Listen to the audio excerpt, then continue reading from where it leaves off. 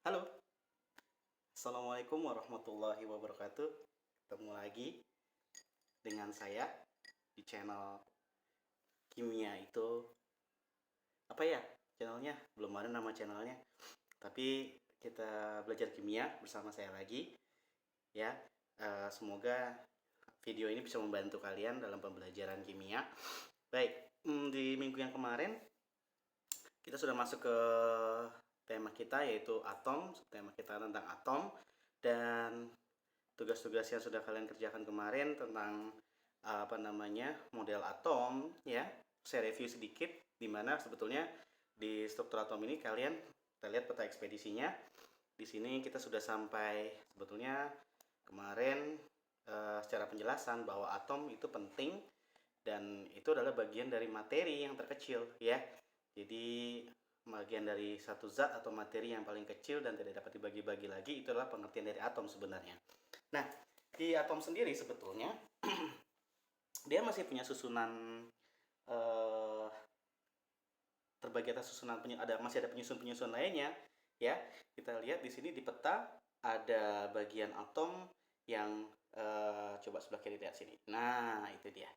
Ya, partikel atom terdiri atas inti atom dan kulit sebetulnya.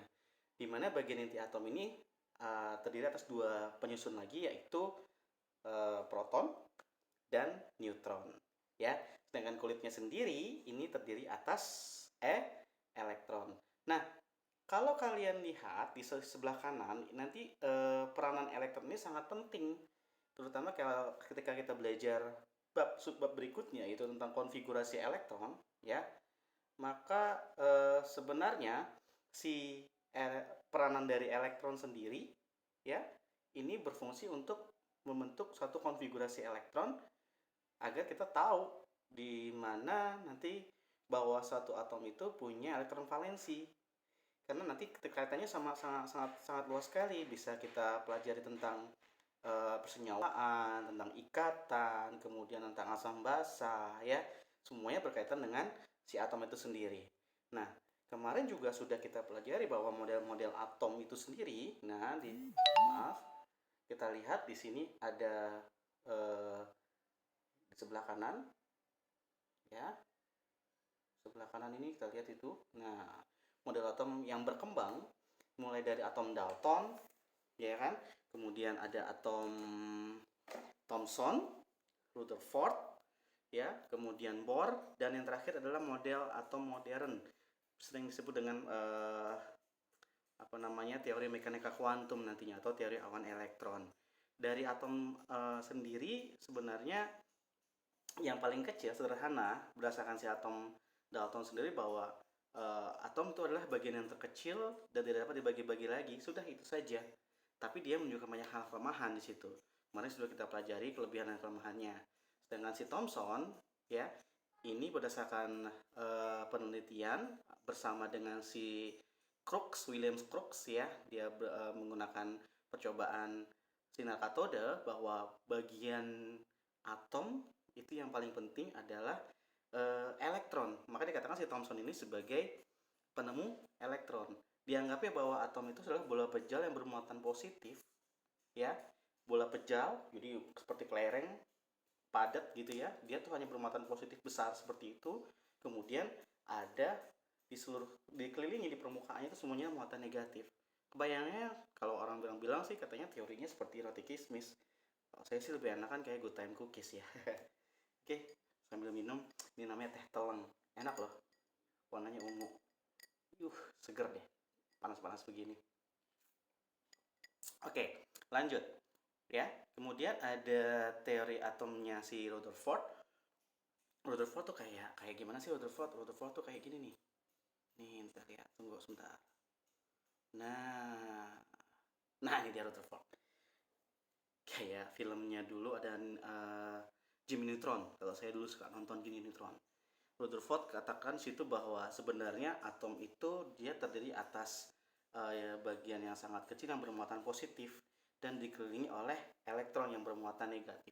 Tapi konsepnya dia sudah uh, hampir mensejajarkan diri dengan si Bohr ya perkembangannya, karena di situ tidak lagi bahwa si elektron ini melekat langsung pada permukaan inti atom yang bermuatan positif tadi.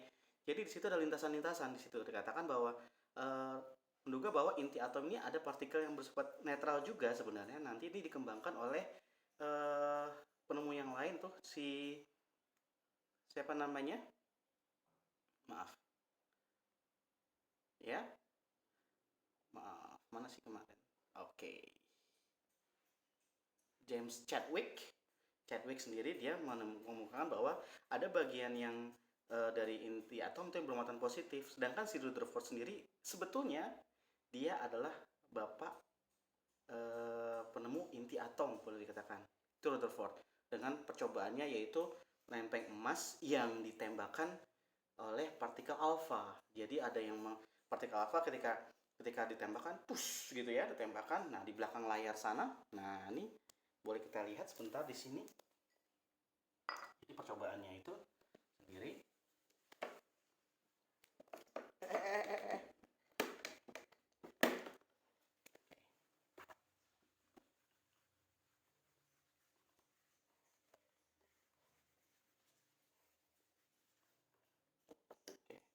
Cobaannya itu sendiri sebetulnya di sini kayak konsep layar, di belakangnya ada layar yang dikatakan untuk menerima.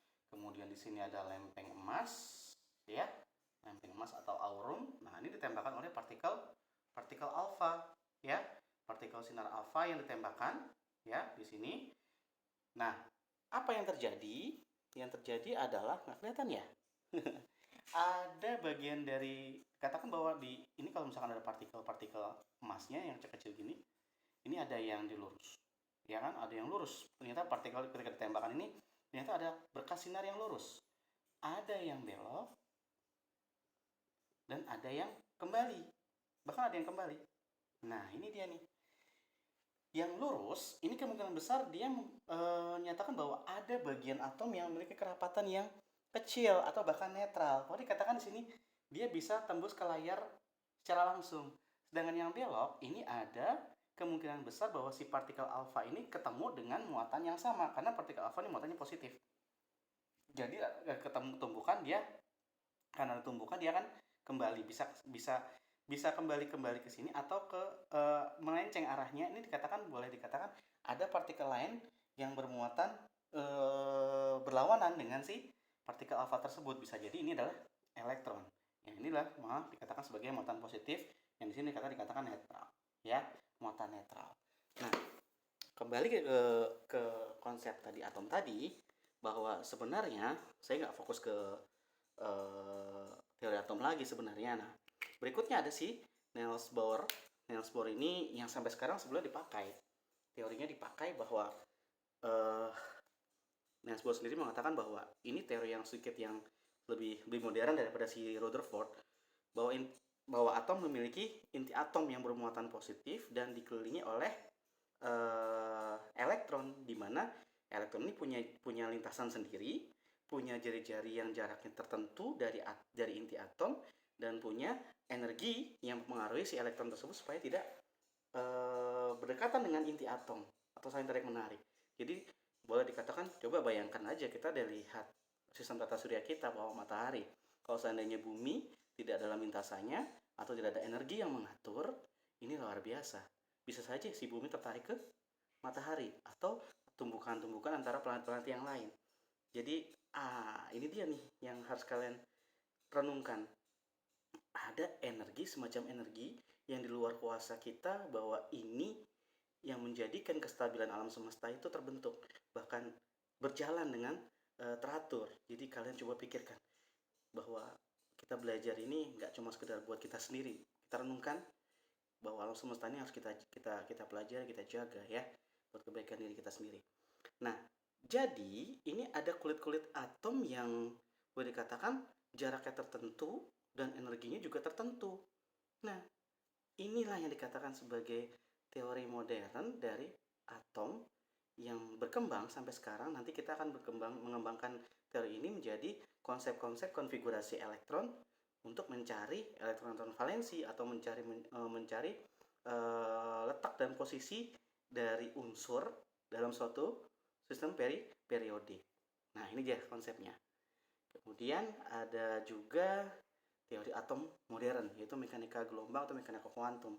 Semakin abstrak ya. Coba kalian lihat nih. Coba kalian lihat bahwa di sini semakin canggih, semakin abstrak dia. Siapa aja penemunya? Di sini ada pengembang Linus Bohr, ada Schrödinger, kemudian ada Aufbau, ya. Kemudian ada juga penemu-penemu konsep yang lain, ya. Nah, ini ada kelebihan, bisa kalian baca lagi sendiri. Kemarin juga sudah, nanti kalian ada post testnya nih, hati-hati. Ada post testnya. Sebenarnya pelajaran hari ini saya lupa ya, tadi di awal saya mau memberikan kalian post test. Sebenarnya itu terkait dengan ini nanti ya, dengan si teori atom. Nah, lanjut ke materi berikutnya. Nah, sebetulnya saya mau fokus ke sini nih, bahwa sebenarnya ya, susunan atom itu sendiri ada nomor atom, ada nomor massa, ada notasi unsur atau notasi susunan atom, kemudian ada isotop, isobar, dan isoton. Nah, ini harus kalian pahami. Ini yang kalian harus pahami, istilah-istilah ini yang harus kalian ketahui. Mana sih nomor atom, mana sih nomor massa, mana sih notasi, mana sih isotop, isobar, isoton, ya. Baik, kita lanjut saja. Jadi, nah ini contohnya nih. Oke, kita pakai nomor atomnya si Na. Na dia punya, nah nih contohnya nih. Na punya, coba perhatikan, si Na di sini ada 2411. Apa ya artinya ya? Mana sih yang dikatakan nomor atom? Mana sih yang dikatakan nomor massa? Mana sih yang dikatakan sebagai notasi? Nah, kita lihat di sini. Nomor atom adalah bilangan yang menunjukkan jumlah proton dalam inti atom. Atau boleh dikatakan juga nomor atom menunjukkan jumlah elektron dan dalam suatu atom. Boleh dikatakan demikian ya. Jadi kalau yang bawah Na, boleh kita lihat di situ, kita zoom ya. Kita zoom, nah ini dia nih, kita zoom nih. Tuh. Ya, kita zoom. Ya, Na 2411. Na ini dikatakan sebagai sebelum ada slide sebelumnya kayaknya nih. Oke.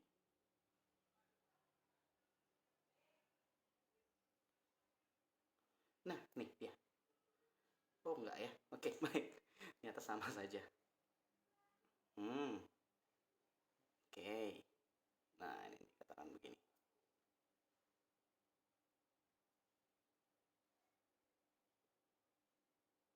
Oke, sebentar. Baik. Nih, sorry. Jadi kalau dikatakan apa sih, yang mana sih nomor atom? Nah, ini dia nih sebetulnya nih. Kita zoom lagi tadi ya. Yang dikatakan sebagai nomor atom itu yang bawah apa yang atas? 24 atau 11? Ya? Yang nomor atom yang bawah. Nih, nomor atom. Ini nomor atom. Atom. Hehehe. Nomor atom. Nah, 11 ini menyatakan jumlah ya. Si 11 ini menyatakan banyaknya elektron atau boleh dikatakan sebagai jumlah banyaknya proton dalam suatu atom. Tapi satu catatan bahwa ini harus dalam kondisi dia normal, dalam keadaan standar gitu ya, bukan dalam keadaan terionisasi. Nah, beda halnya ya, kita lihat di sini selanjutnya dengan si nomor massa. Yang mana nomor massa? Kalau nomor massa dikatakan sebagai jumlah penjumlahan bilangan dari proton dan neutron. Jadi dikatakan 24 itu adalah penjumlahan dari, kalau tadi kamu tahu bahwa jumlah protonnya 11, sudah tahu ya, di inti atom itu ada jumlah protonnya 11, maka boleh dikatakan neutron itu adalah pengurangan dari si nomor massa dengan nomor atom, atau 24 dikurang 11. Nah, ini dia nih penjelasannya dari sini. Oke. Nih. Jadi ternyata tadi kan seperti sesuai dengan si Rutherford tadi, mulai dari Rutherford bahwa si bagian inti atom itu nggak cuma sendiri si proton saja, tapi ada si neutron juga ya, yang penetralnya, yang menetralisir muatan. Nah, di situ dikatakan bahwa jumlah proton ditambah dengan jumlah neutron akan menghasilkan nomor massa. Jadi dikatakan A ya, A ini sama dengan jumlah P proton tambah dengan jumlah N gitu. Ya, A sama dengan proton ditambah dengan neutron. Baik, berikutnya. Nah, ini dia nih. Ini dia, seperti yang saya katakan tadi. Nah, si A ini adalah nomor massa, yang Z adalah nomor atom, jangan terbalik ya. Kemudian si X adalah lambang unsur, jadi notasi unsur. Jadi A biasanya nomor massa, ini secara internasional ya. Kemudian Z adalah nomor atom, ya, menyatakan jumlah proton, atau elektron ya, bukan jumlah tapi atau elektron. Sedangkan A adalah jumlah proton ditambah dengan neutron. Artinya kita punya kesimpulan bahwa apa? Sebentar. Bahwa sebenarnya A ya sama dengan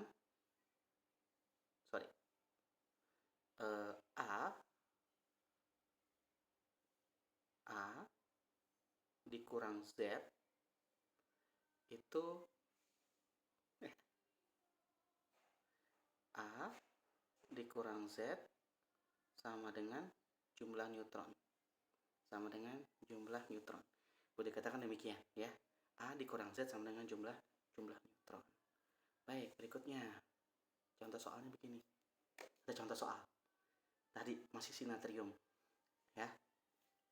Natrium punya nomor atom berapa tadi? 23. Ya, nomor atom 11, nomor massa 23.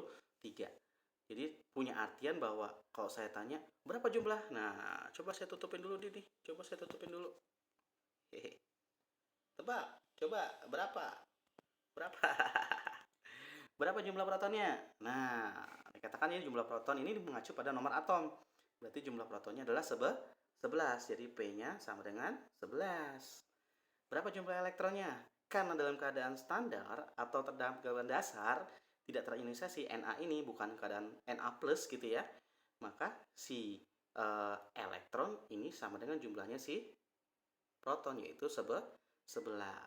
Sedangkan berapa jumlah neutronnya? Nah, neutron ini sama dengan proton dikurang atau nomor massa dikurang dengan proton, yaitu 23 dikurang 11.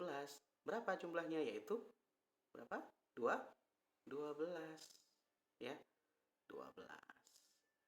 Gitu. Oke. Nah, ini dia. Ya. Jadi jumlah proton sama dengan nomor massa, nomor atom.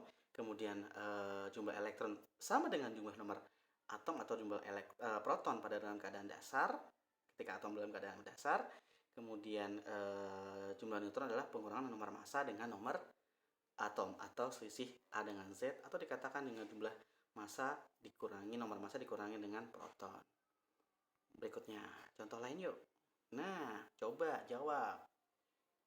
Udah dijawab ya. Itu dia contoh-contoh yang lain. Jadi jumlah proton. Nah, perlu disaksikan di sini. Dalam kondisi terionisasi ini agak sedikit berbeda nih. Coba kalian lihat. Jadi ketika si oksigen itu dalam keadaan terionisasi 2-. Nah, ini hati-hati. Jadi kalau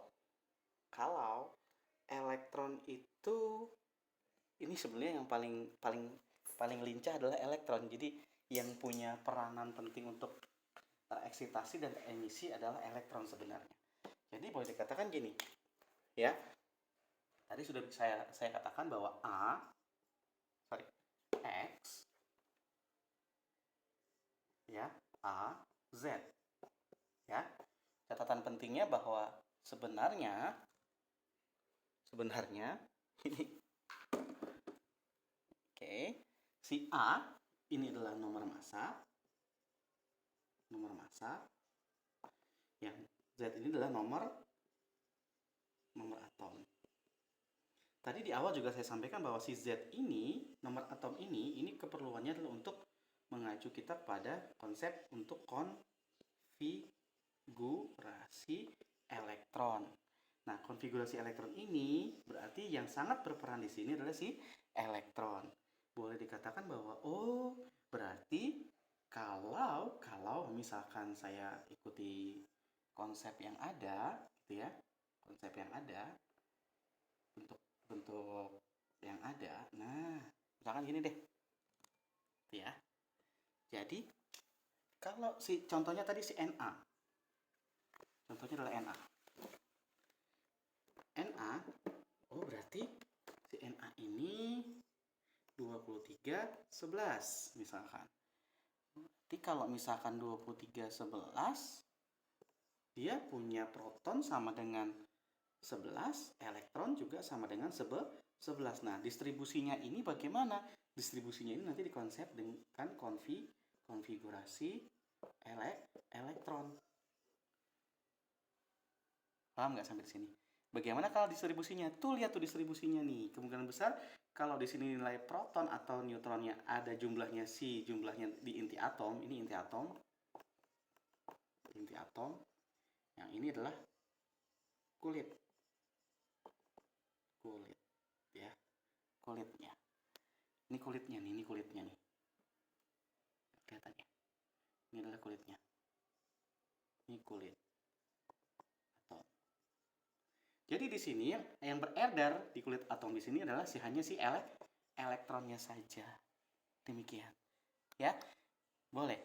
Ya, di sini kalau dengan artian, saya hapus lagi. Misalkan tadi kategorinya gini. Sebetulnya atom ini nggak kelihatan ya? Atom ini bisa dalam keadaan netral atau terionisasi. Ionisasi. Nah, dalam keadaan netral atau terionisasi. Kalau dia dalam keadaan terionisasi, ini ada dua kemungkinan besar, yaitu ion positif dan ion negatif. Perlu diingat, nah biar gampang ingatnya gimana ya? Kalau ion positif itu artinya dia pasti ada kelebihan muatan positif di dalamnya. Atau boleh dikatakan elektronnya kurang. Elektronnya kurang, maka dikatakan sebagai elektronnya apa? Kalau kurang, elektronnya lepas. Sedangkan kalau negatif, ini dikatakan elektronnya masuk ya. Masuk atau bertambah gitu ya. Jadi muatannya lebih negatif si atom tadi. Atomnya jadi bermuatan cenderung lebih negatif atau disebut dengan ion negatif, atau boleh dikatakan ini sebagai anion, sedangkan yang positif disebut dengan kation gitu. Nah, jadi konsepnya ini, berarti kalau ion positif lepas tuh siapa? Elektronnya. Kalau si negatif berarti nambah tuh elektronnya, jadi makin negatif. Paham sampai di sini? Nah, kembali ke contoh soal yang tadi, si oksigen tadi nih yang ada di sini. Kita kembali ke soal yang ini. Waduh, sorry. Tadi. Oke.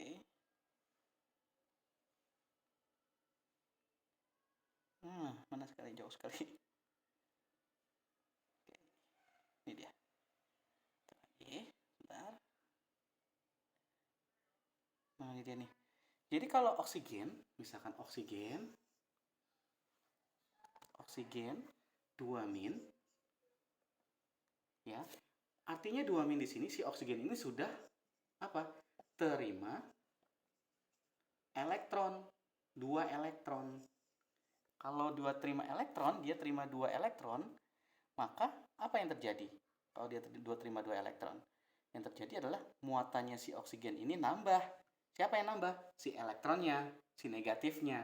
Kalau kita bandingkan dengan oksigen yang 0, nomor masanya oksigen 16, nomor atomnya 8, berarti dikatakan sini jumlah protonnya. Jumlah protonnya sama dengan 8, jumlah elektronnya juga sama dengan 8. Ketika dia terionisasi, mengalami ionisasi, 2 min, maka apa yang terjadi? Elektronnya ini yang kamu jadi fokus, si elektronnya ya, elektronnya akan bertambah. Maka untuk 16,8, elektronnya ini, jumlah si elektron tadinya sama dengan 8, ini kita tambahkan 2 elektron lagi dari sini, sama dengan 10. Sedangkan jumlah si protonnya bagaimana? Jumlah proton tetap sama, 8. Sekali lagi yang berubah hanyalah si elektron saja. Jumlah neutronnya berapa? Jumlah neutronnya tidak berubah karena neutron adalah antara 16 dikurang dengan 8 atau nomor massa dikurangi dengan jumlah proton, yaitu 8. Jadi 8, dan 10. Gitu ya. Jadi 8, dan 10. Gitu ya. Sama halnya, misalkan ada lagi contoh yang lain. Contoh yang mana? Yang perlu tambahkan lagi. Nih. Contoh yang muatannya positif, misalkan Mg. Oke, Mg magnesium, logam. Logam kecenderungannya muatannya positif. 2+. Artinya 2+ di sini apa? Ayo tadi. Kalau positif dia lepas elektron, bukan terima ya. Dia artinya lepas elektron. Oh, berarti dia lepas 2 elektron. Nih konsepnya.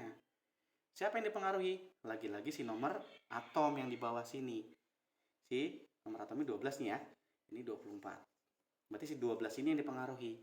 Yang awalnya, kalau magnesium awalnya 12, 24 ini, si jumlah protonnya sama dengan 12, elektronnya sama dengan 12, gitu ya. Dan jumlah neutronnya sama dengan 24 kurang 12 sama dengan 12. Maka dalam keadaan terionisasi, nih si 2+, yang berubah jumlah elektronnya saja ya. Elektronnya sama dengan berapa? Karena dia lepas dari 12, nih awalnya dalam kondisi 12, berarti 12 dikurang 2 sama dengan 10. Kemudian jumlah protonnya tetap 12, jumlah neutronnya sama dengan 12 juga. Gitu ya. Oke, sampai sini. Paham? Oke. Nah, jadi itu yang harus kalian pahami terkait dengan materi atom. Jadi nanti kalau misalkan ini belum paham, boleh tanya ke saya langsung, Japri, ya. Kalau belum puas juga boleh, ya. Tapi sementara itu pembelajaran kita masih dibatasi sampai di sini. Nah, kemudian ada juga terkait dengan isotop, isobar, gitu ya. Apa sih isotop? Nah, isotop. Apa itu isotop? Apa itu isobar? Oke, misalkan, isotop. Nah, kita melihat isotop. Isotop adalah nomor-nomor atom atau unsur-unsur, ya, boleh dikatakan unsur-unsur atau atom-atom yang mempunyai, apa tuh? Coba kalian lihat. 14 karbon 14 dengan karbon 13, tapi sama-sama yang bawahnya yang sama, boleh lihat deh. Nih, nomor aduh, nggak kelihatan nantinya. Boleh lihat bawahnya. Tuh. Tuh. Saya buletin tuh. Jadi 6-nya baik, yang nomor massa, nomor atomnya coba perhatikan yang bawah. 14 karbon 14 nomor massa 14 dengan nomor atom 6, dengan karbon 13 nomor massa 13 dengan nomor atom 6, dengan karbon 12. Kalau yang beredar secara di alam, unsur stabil di alam, itu sebenarnya yang stabil di alam itu dimiliki oleh karbon 12. Ya. Karbon 12. Karbon 12 ini dia punya kestabilan yang boleh dikatakan di alam yang membentuk stabilnya adalah si karbon 12. Nah, sedangkan si 14 dan 13, karbon 13 14 ini dia bersifat radioaktif dikatakan. Berarti dia punya satu isotop. Apa itu? Dulu kita lihat. P, isotop. Kalau saya mau gampangnya isotop. Itu biar gampang. P-nya gede ini. Oh, berarti P-nya sama. Isotop. Iso tuh sama. Top, P. P-nya saya gedein. P-nya. Oh, berarti jumlah protonnya sama. Boleh juga dikatakan kalau protonnya sama, maka kita lihat yang bagian bawah tuh nomor atomnya, ya ini sama tuh ya, ini 6. Ya kan? C6, C14 6, C13 6, dan C12 6 semuanya ya di isotop. Nah, berikutnya isobar. Kalau isobar, bar. Kalau saya dulu paling gampang boleh dengan istilah gini. Nomor massa itu dikatakan ya, nomor massa, maaf, nomor massa itu ada istilahnya. Istilahnya apa? Isobar, AR. AR-nya sama. AR itu nomor massa. Nomor massanya sama. Berarti kamu tinggal lihat bagian yang atas tuh 14. Tuh 14. Sama kan? Gitu. Meskipun bawahnya jumlah proton maupun jumlah elektronnya beda-beda. Itu dikatakan sebagai isobar. Kalau tadi isotop, nomor protonnya sama. Jumlah protonnya sama, atau dikatakan nomor massanya nomor atomnya sama. Ya.